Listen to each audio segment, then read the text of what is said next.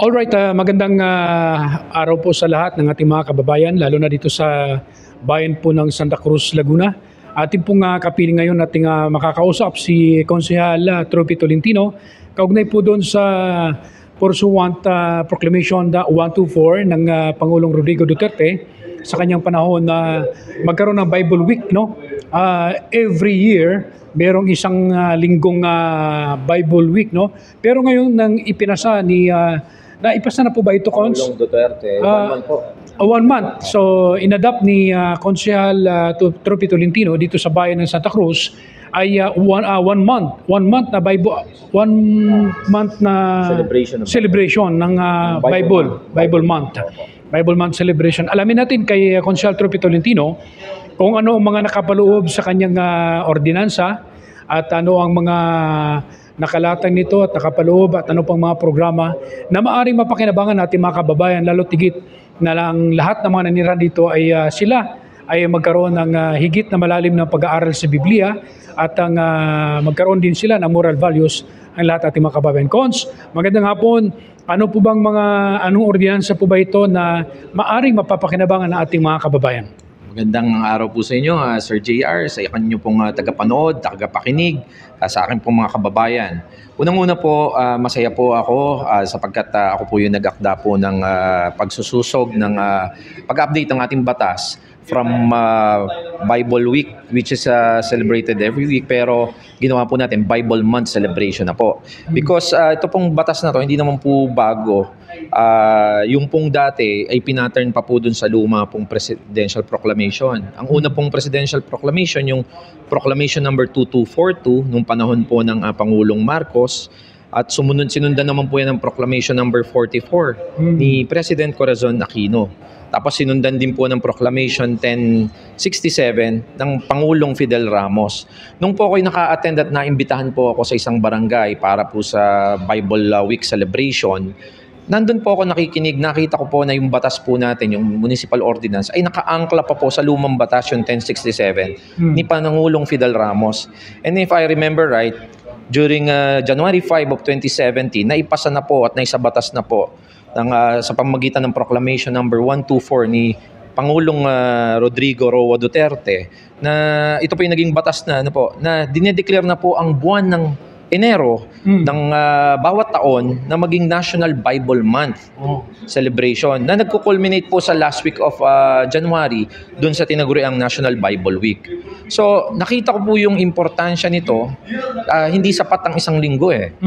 So kaya po nagkaroon po tayo ng inisyatibo bilang po isang konsehal na gawin na po nating isang buwan ng selebrasyon nito upang patuloy po nating paigtingin at palaguin ang moral at ating pong spiritual values ng ating pong mga kababayan.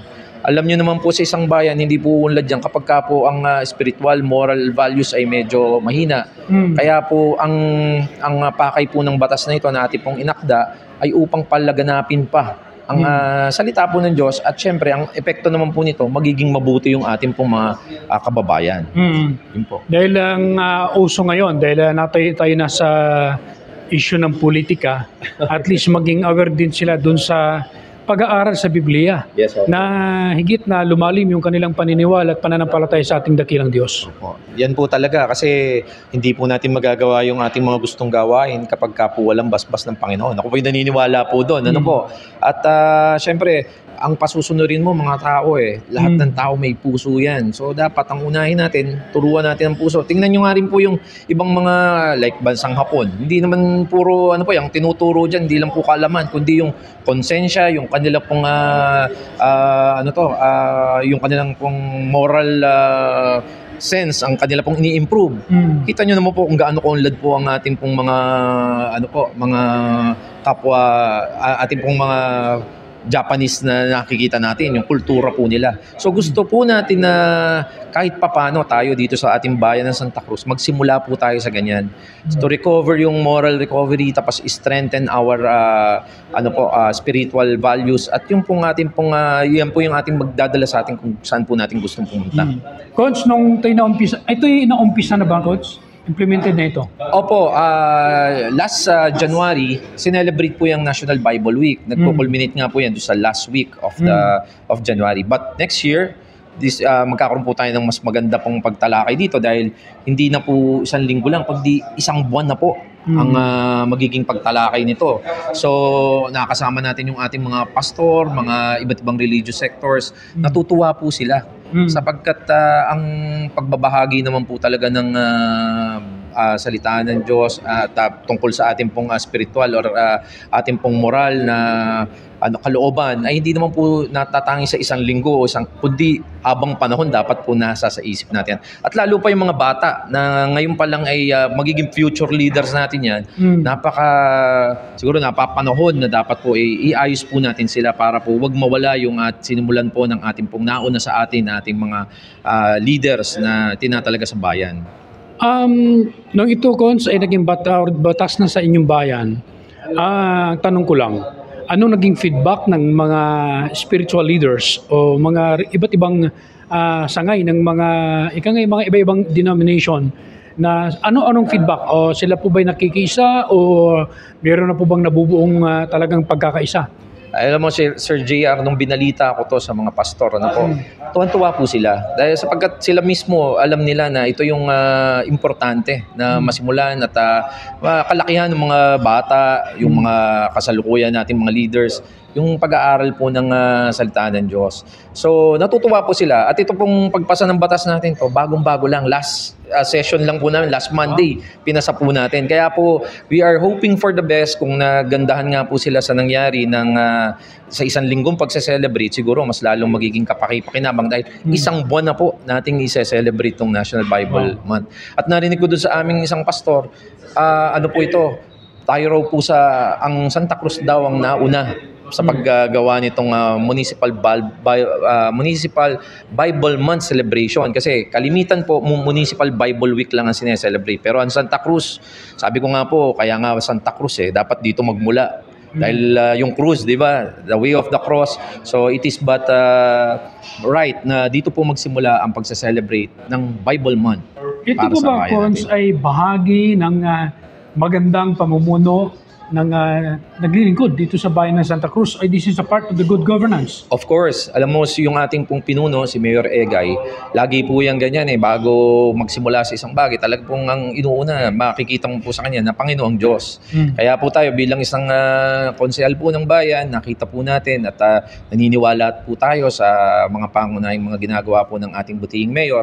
Kaya po buong suporta po tayo sa kanya. Kasama po namin sa mga iba pa naming kasamahan sa sanggunian. Kaya po palagay ko si Mayor ay matutuwa pag nakita niya po ito at eventually isign na niya into law. Ito pong ipatupad na po natin by next year na hindi lang po Bible Week kundi Bible Month na po.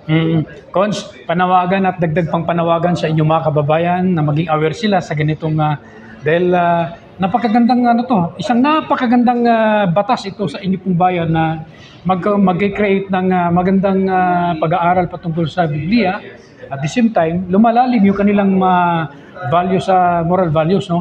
So, panawagan po niyo sa inyo po mga kababayan. Okay, sa mga kababayan ko taga Santa Cruz, Laguna, unang-una po, nagpapasalamat po ako sa pagkakataong ito at sa pamamagitan nito, malaman nyo rin po at may bahagi natin na hindi na po Bible Week celebration, kundi Bible Month na. Naipasa na po natin sa pamamagitan ng isa pong ordinansa. At natutuwa po ako bilang isang mayakda na maging bahagi po ng ganitong pong selebrasyon at naniniwala po ako na dito po tayo magsisimula upang lalong maging matagumpay, maunlad ang ating bayan.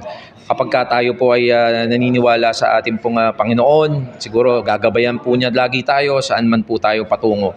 At sama-sama po sana tayo na suportahan ng National Bible Month celebration that will happen every first month of the year. Every year po yan. At sabi nga, pagka ikaw daw ay papasok sa isang importanteng undertaking, you must first invoke the blessings of God. So ito po, nasa batas na. Kailangan na lang po nating suportahan upang magmula po sa bata hanggang matanda, makikita po yung importansya ng pagbabasa ng Biblia at ang epekto po nito ay magiging maganda po ang spiritual and moral values po natin upang makakontribute tayo ng maganda sa ating bayan. Okay, maraming salamat, Konsehal Torpe Tolentino ng Santa Cruz sa Laguna. Cons, maraming salamat. Salamat po sa inyo, Sir JR, at maraming salamat po sa inyo lahat. Yan po mga kababayan, napakagandang ordinansa na kung saan inaasahan dito sa bayan ng Santa Cruz na magbubunga ito ng isang magandang pamumuno dito sa Municipality of Santa Cruz, Laguna. Maraming salamat po at tuloy-tuloy po ang ating coverage dito sa Santa Cruz, Laguna. Thank you po.